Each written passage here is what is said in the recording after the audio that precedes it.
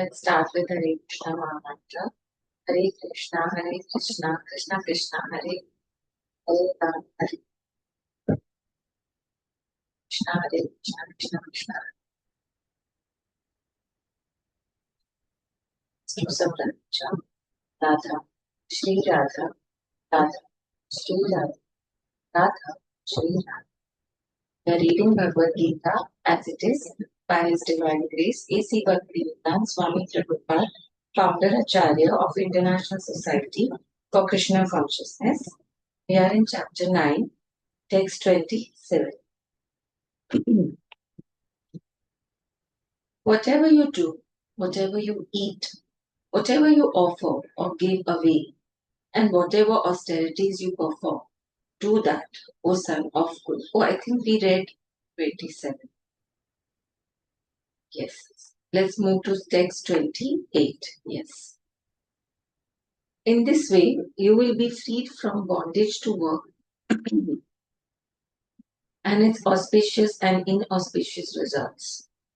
With your mind fixed on me in this principle of renunciation, you will be liberated and come to me. Let's read the purport.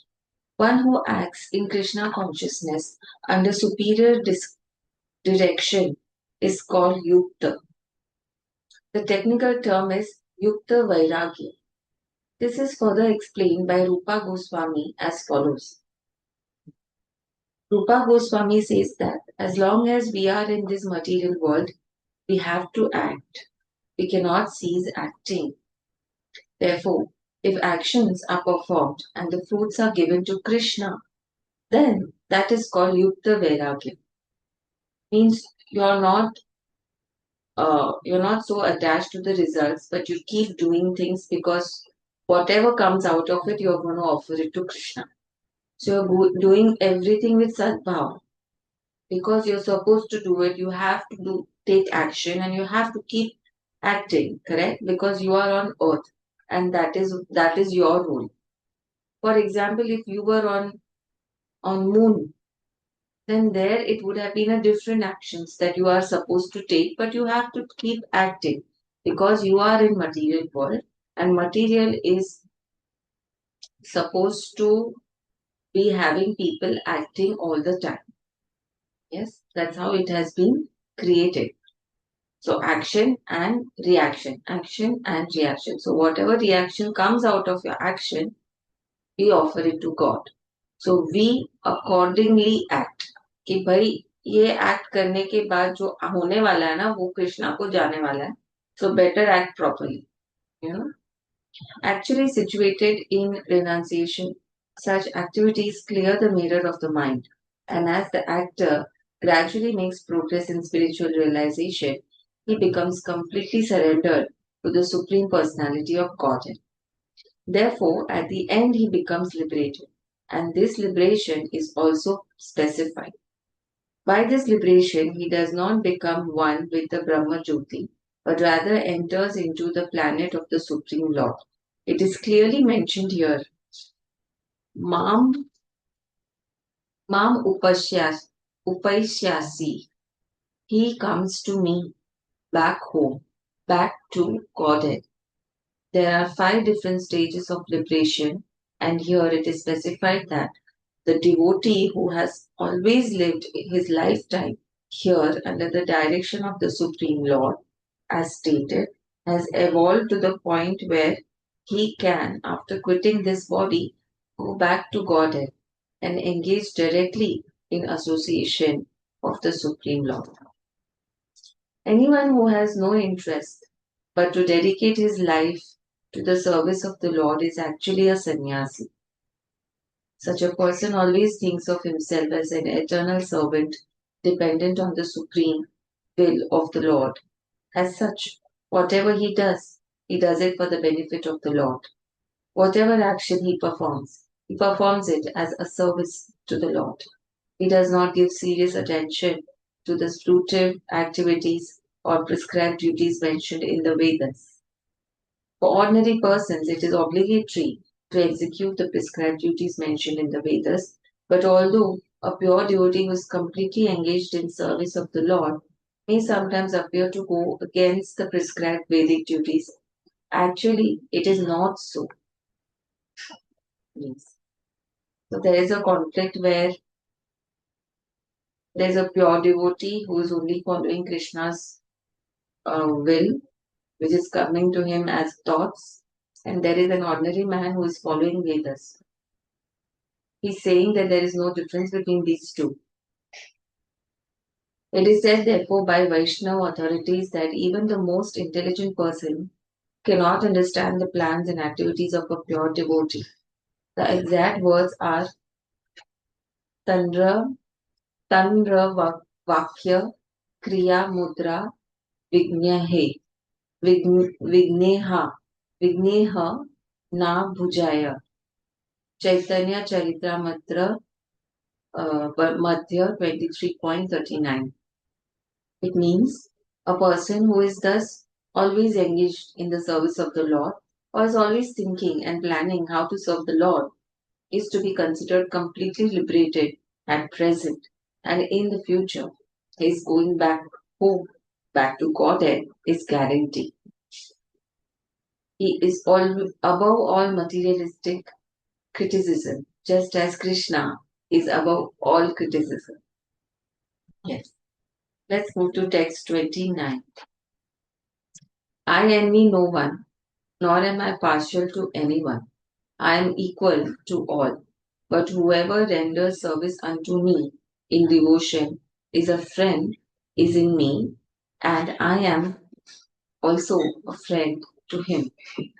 So if you think Krishna is your friend, then you are his friend. If you think Krishna is your father, you are his daughter. You know? Let's read the purport. One may question here that if Krishna is equal to everyone and no one is his special friend, then why does he take a special interest in the devotees who are always engaged in his transcendental service? But this is not discrimination, it is natural, isn't it? If there is a person who is serving you, wouldn't you be more inclined towards that person? Isn't that by nature? Any man in this material world may be very charitably disposed, yet he has a special interest in his own children. The Lord claims that every living entity in whatever form is his son, and so he provides everyone with a generous supply of the necessities of life. He is just like a cloud which pours rain all over, regardless of whether it falls on a rock or land or water. But for his devotees, he gives specific attention. Such devotees are mentioned here. They are always in Krishna consciousness, and therefore they are always transcendentally situated in Krishna. The very phrase Krishna consciousness suggests that those who are in such consciousness are living transcendentalists situated in Him. Yeah, this is a tough one. I'll repeat. The very phrase Krishna consciousness suggests that the person who is in that consciousness are living transcendentalists, the living spirits situated in Him. They are actually experiencing His home already by living here. It is such a miraculous thing. The Lord says here distinctly, Maite, they are in me. Naturally, as a result, the Lord is also in them. This is reciprocal. This also explains the words ye yatha mam prapadyante tam tathaiva bhajami aham. Whoever it means, whoever surrenders unto me, proportionately I take care of him. This transcendental reciprocation exists because both the Lord and the devotee are conscious. So when you are entering a conscious realm, you are meeting all conscious people. So that this is how we say that you are increasing your frequency. The way you think, the way you address your own consciousness more and more, you'll become more and more confident. And the minute you become more and more confident, You will attract confident people in your life, and those people in your life who are going to further elevate you. Yes. So it's all in here. When a diamond is set in a golden ring, it looks very nice. The gold is glorified, and at the same time, the diamond is glorified. The Lord and the living entity eternally glitter. And when a living entity becomes inclined to the service of the Supreme Lord, he looks like gold. The Lord is a diamond, and so this combination is very nice. Living entities. So this why we combine these two things? This is my question. We combine these two things because then you will because it helps you experience transcendentalism, right? Many people think what is transcendent? Transcendent, being transcendentalist is basically experiencing that consciousness. And when you experience that consciousness, you, it's divine. And you will very easily become this, what it was called, Yukta Vairagya. It's very easy for you to unbound yourself from all the material things, elements, thoughts, everything. And that is real liberation, real freedom. The Lord is a diamond, and so this combination is very nice. Living entities in a pure state are called devotees. The Supreme Lord becomes the devotee of his devotees. Like Supreme Lord is a devotee of Shiv. Yes. If a reciprocal relationship is not present between the devotee and the Lord, then there is no personalist philosophy. In the impersonal philosophy, there is no reciprocation between the Supreme and the living entity. But in the personalist philosophy, there is. So if you're following a Brahma Jyoti philosophy where it's just one energy and you just get mixed with that energy, you have not personalized it or you've not given it a form for living entity, then definitely you can't experience this. Yeah. For the example is often given that the Lord is like a desire tree, and whatever one wants from this desire tree, the Lord supplies. But here the explanation is more complete. The Lord is here stated to be partial to the devotees. This is the manifestation of the Lord's special mercy to the devotees. The Lord's reciprocation should not be considered to be under the law of karma. It belongs to a transcendental situation in which the Lord and his devotees function. Devotional service to the Lord is not an activity of this material world. It is part of the spiritual world where eternity, bliss, and knowledge predominate. Yes. Let's move to text 30. Even if one commits the most abominable action, if he is engaged, like Arjun is about to do that kind of action, right? Abominable. He's going to kill everyone because it's a war. If he is engaged in devotional service, he is to be considered saintly because he is properly situated in his determination. Let's understand this verse, verse 30, and then we will close. Let's read the purport. The word durachara, used in this verse is very significant and we should understand it properly. When a living entity is conditioned, he has two kinds of activities. One is conditional and other is constitutional. One is conditional and one is constitutional. Basically, one is having a choice and one does not have a choice. Okay? As for protecting the body or abiding the rules of the society and state, certainly there are different activities even for the devotees in connection with the conditional life, and such activities are called conditional. Besides these, the living entity who is fully conscious of his spiritual nature and is engaged in Krishna consciousness or the devotional service of the Lord has activities which are called transcendental. Such activities are performed in his constitutional position and they are technically called devotional service. Now, in the conditioned state, sometimes devotional service and the conditional service in relation to the body will parallel one another. Right? I'll repeat that. In the conditioned state, we are in the conditioned state. Right? Sometimes devotional service and conditional service in relation to the body will run parallel.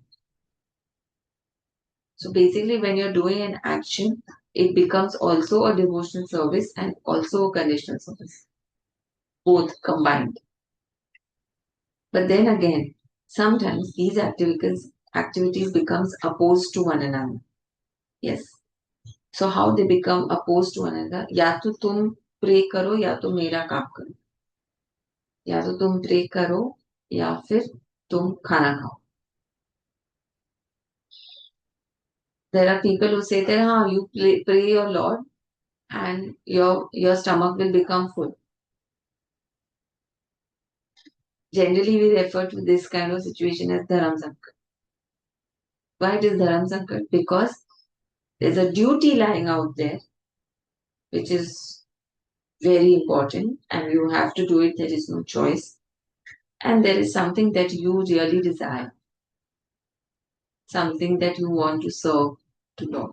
Same as Arjun is today in this confusion that it is a dharam sankat because he has a choice whether he wants to proceed with the war or not.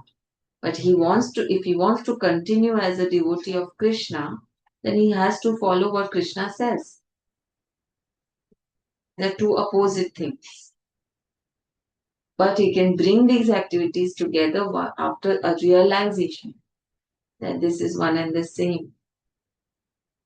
So to come to that realization is a challenge. As far as possible, a devotee is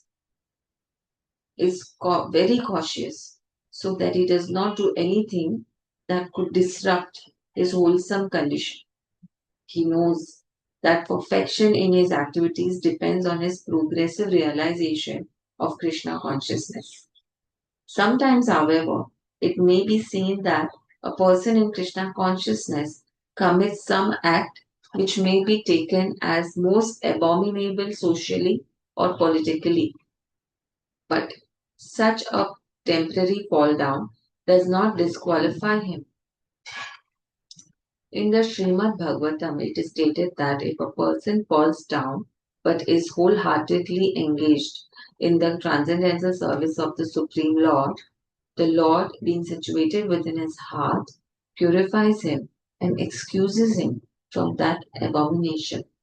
Like how now Krishna is going to excuse Arjun from his killing of all of his loved ones or his relatives, his entire kingdom. The material contamination is so strong that even a yogi fully engaged in the service of the Lord sometimes becomes unsnared. But Krishna consciousness is so strong that such an occasional fall down is at once rectified. Therefore, the process of devotional service is always a success. No one should deride a devotee from some accidental fall down from the ideal path. As explained in the next verse, such occasional fall downs will be stopped in due course and as soon as a devotee is completely situated in Krishna consciousness. So, on the path of coming progressively on Krishna consciousness, they do fall. Of course, they will fall. It is a difficult journey. Therefore, faith, having faith and having that belief in God helps you through it. Therefore, a person who is situated in Krishna consciousness and is engaged with determination in the process of chanting Hare Krishna, Krishna Krishna, Hare Hare, Hare Ram, Ram Ram, Hare Hare should be considered to be the transcendental position, even if by chance or accident he is found to have fallen. The word sadhu reva, he is saintly, are very emphatic. They are a warning to the non devotees that because of an accidental fall down, a devotee should not be derided. He should still be considered saintly even if he has accidentally fallen down. And the word mantavya is still more emphatic. If one does not follow this rule and derides the devotee for his accidental fall down, then one is disobeying the order of the Supreme Lord. The only qualification of a devotee is to be unflinchingly and exclusively engaged in devotional service. In the Narsimha Puran, the following statement is given. Bhagavati cha harav ananya cheta rasa rasha malino brashmalino pi virajate manushyaha nahi sasa shasha kalusha chabhi kadachit timira parabhavatam upaiti chandraha. The meaning is that even if one fully engaged in the devotional service of the Lord is sometimes found engaged in abominable activities. These activities should be considered to be like the spots that resemble the mark of a rabbit on the moon. Such spots do not become an impediment to the diffusion of moonlight. Correct? Similarly, the accidental fall down of a devotee from the path of saintly character does not make him abominable. On the other hand, one should not misunderstand that a devotee in transcendental devotional service can act in all kinds of abominable ways. This verse only refers to an accident due to the strong power of material connections. Devotional service is more or less a declaration of war against the illusory energy. Yes, it is a war, and in the war you might get hurt somewhere, sometime, because illusory energy is equally powerful. Yeah, and it is difficult to overcome your desires, to be always on the saintly path, no matter what. Yes, as long as one is not strong enough to fight the illusory energy, there may be accidental fall downs. But when one is strong enough, he is no longer subjected to such fall downs as previously explained. No one should take advantage of this verse and commit nonsense and think that he is still a devotee.